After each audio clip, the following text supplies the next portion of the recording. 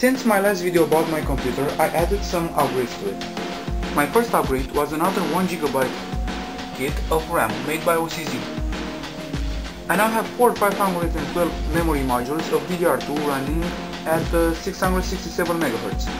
Another upgrade that I made was this Akasa CPU cooler. It costed me about 16 pounds and it's a very good value for money. It keeps my Pentium 4 640 running at 3 GHz, very cool.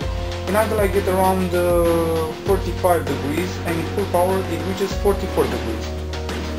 Another upgrade I made was this Asus Tv-Tuner, because I don't have a TV in my room and I thought it was a very good idea to get this because I can record my favorite movies. Well, there is nothing more to say about my computer except that my ATi Radeon X550 is overclocked.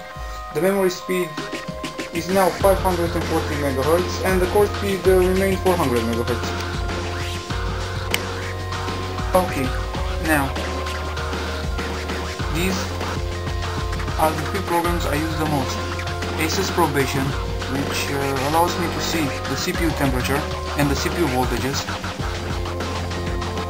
I don't think you can see that, but CPU temperature 42 degrees, motherboard temperature 36 degrees. Okay, I use RightMark CPU clock utility. It monitors my CPU speed, voltages and more. That, and I'm gonna make some tests now for you to see. I will load fraps.